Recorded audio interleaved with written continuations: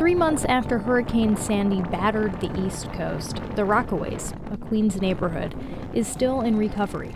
Homes and businesses near the sea were cleaved apart and remain seemingly untouched since the storm. And on this bitter cold day, hazmat-suited volunteers far outnumber anyone else on the streets. First of all, the new normal ain't normal. Everybody is being made whole at a different speed. My name's Peter Corliss, and I'm a former resident of Rockaway Beach.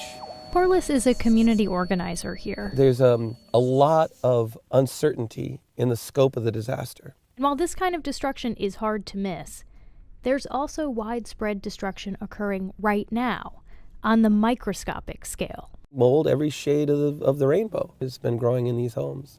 You can put heat back on, but that's just going to make the mold grow faster. At least for those with power and heat restored, mold has become a top concern for residents here, Corliss and others told me. That's interesting.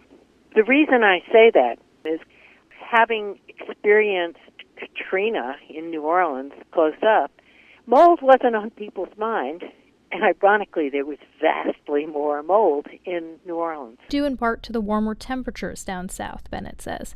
Joan Bennet is a fungal geneticist whose New Orleans home molded after Katrina flooding. You know, nobody likes to lose their house, but to lose it to the life form that you have been studying all your life. My way of coping was, okay, I'm going to try to learn more about this. So Bennet turned her home into a fungi collection site. In my home in New Orleans, the major fungi that I isolated were soil fungi, and I think they had been picked up as the floodwaters swept across the city. Bennet, who's since moved to Rutgers, also sampled New Jersey homes after Sandy. What I'm finding from Sandy is a lot of penicillium species, not the ones that make the famous antibiotic, but species in that genus. They're blue-green molds, and also molds that generally get called mildews. Technical name is mucor. These fungi thrive in damp, warm places, and they're not very picky eaters. Lots of molds are good at degrading cellulose, paper on gypsum board, paper in books, or cotton is a form of cellulose. And this is the challenge with mold remediation. Getting rid of mold requires getting rid of almost everything. And that's what volunteers are doing. Mucking and gutting houses here in the Rockaways, pulling up floors, pulling out insulations to get the house down to bare studs, basically, with no nails, no screws, nothing in them, so that people can then come in and treat for mold. So far, Bennet hasn't found any signs of toxic black mold. Stachybotrys, it likes it very wet. So where you'll tend to find it is with a persistent leak.